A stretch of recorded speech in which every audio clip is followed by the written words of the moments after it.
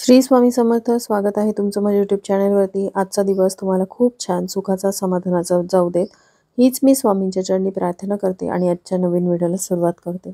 आज आहे 25 जानेवारी 2024. या नवीन वर्षामध्ये आलेली पहिलीच पौर्णिमा तिथी. ही पौर्णिमा जी आहे ती शाकंभरी पौर्णिमा या नावाने सुद्धा ओळखली जाते.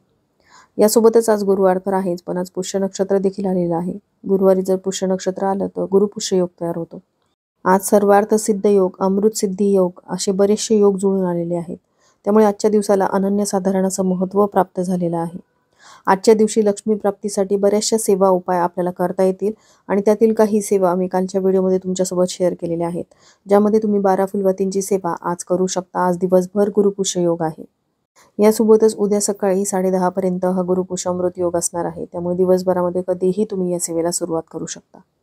12 फुलवातींच्या सेवेसोबतच तुम्ही कनकधारा स्तोत्राच्या व्रताला सुद्धा सुरुवात करू शकता. असं म्हणतात की कोणत्याही नवीन कार्याची सुरुवात जर तुम्ही गुरुपुष्यामृत योगावरती केली तर तुम्हाला त्या कार्यामध्ये यश मिळतं. एवढं महत्त्व गुरुपुष्यामृत योगाला आहे. त्यामुळे ज्या सेवा आपल्याला गुरुपुष्यामृत योगावरती करायच्या आहेत त्या आजच करायच्या असतात. मग तुम्हाला पुढच्या गुरुपुष्यामृत योगापर्यंत थांबावं लागेल. त्यामुळे ज्या सेवा मी तुमच्यासोबत शेअर केलेल्या आहेत आज दिवसभरामध्ये नक्की करा. जर घरामध्ये तुमच्या खूप आर्थिक समस्या असतील, पैशाची टंचाई राहत असेल तर त्या समस्यांमधून बाहेर पडण्यासाठी अतिशय प्रभावी उपाय आहेत. त्यासोबतच सगळ्यात महत्त्वाचं म्हणजे आज पौर्णिमा तिथीसुद्धा आहे. पौर्णिमा हा दिवस देवी लक्ष्मीच्या आगमनाचा दिवस असतो.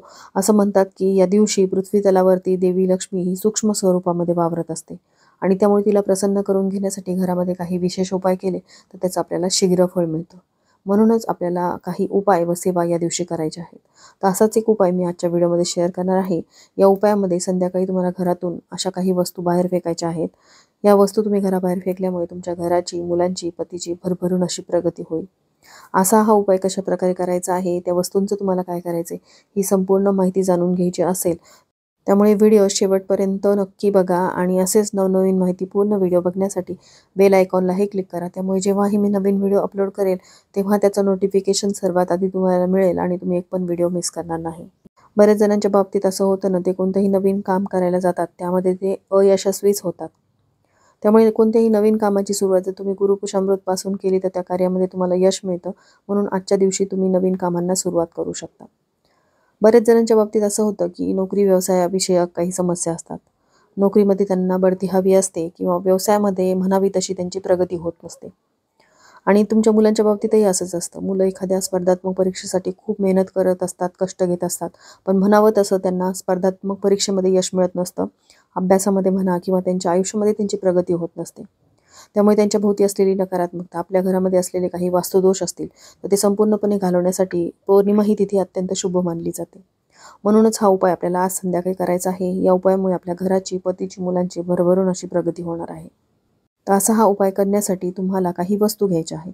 या वस्तू जेवढ्या घरामध्ये आहेत तेवढ्या तुम्ही घेऊ शकता. ज्या वस्तू घरामध्ये नसतील त्या तुम्ही विकत आणा किंवा जेवढ्या वस्तू तुमच्या घरामध्ये असतील तेवढ्या वस्तू घेऊन तुम्ही हा उपाय करू शकता, हरकत नाही. हा उपाय जो आहे तो संध्याकाळी दिवे लागणीपासून ते रात्री 11च्या आत तुम्ही करू शकता. बघा, पौर्णिमा तिथी जी आहे ती उशिरा रात्री 11:49 समाप्त होणार आहे. त्यामुळे हा जो उपाय करायचा आहे तो याच कालावधीमध्ये आपल्याला करायचा आहे. तर या उपायासाठी सगळ्यात पहिली जी गोष्ट आपल्याला लागणार आहे ते म्हणजे काळे तीळ. बघा, नुकतीच मकर संक्रांत झालेली आहे. मकर संक्रांतीला आपण पांढऱ्या तिळाचा बऱ्याच वापर करतो. काळ्या तिळाचेही उपाय केलेले आहेत. त्यामुळे थोडे तरी काळे तीळ तुमच्या घरामध्ये असतीलच. आणि जर नसतील तर तुम्हाला विकत आणणं शक्य असेल तर विकत आणा किंवा काळे तीळ नसतील तर घेऊ नका. ज्यांच्या घरामध्ये काळे तीळ आहेत त्यांनी चिमूटभर काळे तीळ घ्यायचे आहेत. या काळ्या तिळासोबतच तुम्हाला चिमूटभर पिवळी मोहरी घ्यायची आहे. यासोबतच तुम्हाला 3 ते 4 अख्ख्या लाल मिरच्या ज्या असतात त्या घ्यायच्या आहेत.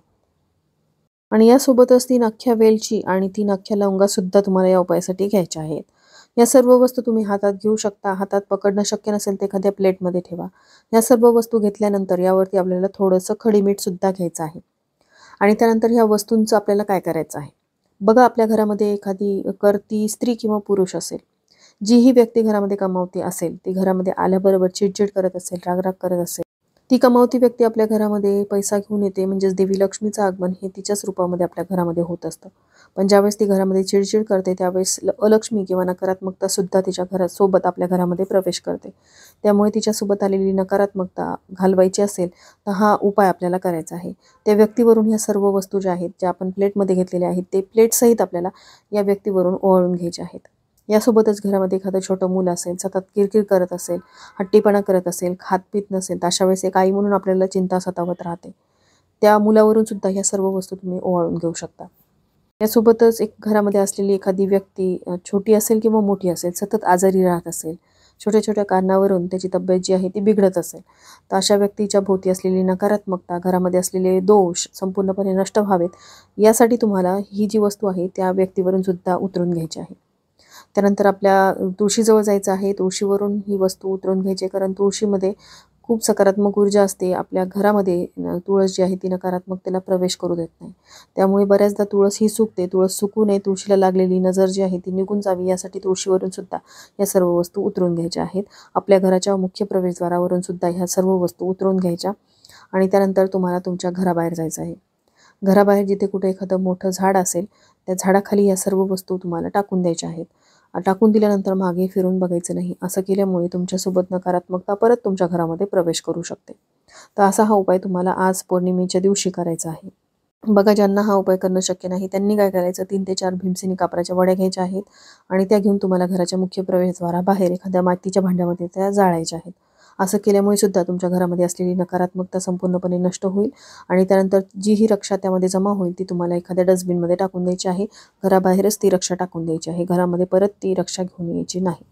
पौर्णिमा अमावस्येच्या दिवशी आपण जर हे काही विशेष उपाय केले तर आपल्याला त्याचा लाभ होतो आणि आपल्या घरामध्ये असलेली नकारात्मकता, दुःख, दारिद्र्य संपूर्णपणे नष्ट होतं. घराची, मुलांची, पतीची अशी भरभरून प्रगती होते. त्यामुळे हा उपाय जो आहे तो आज संध्याकाळी तुम्ही आवर्जून करा. हा व्हिडिओ तुम्हाला आवडला असेल तर लाईक, शेअर, सबस्क्राईब करा. भेटूया तशाच एका नवीन व्हिडिओसोबत. तोपर्यंत सर्वांना श्री स्वामी समर्थ.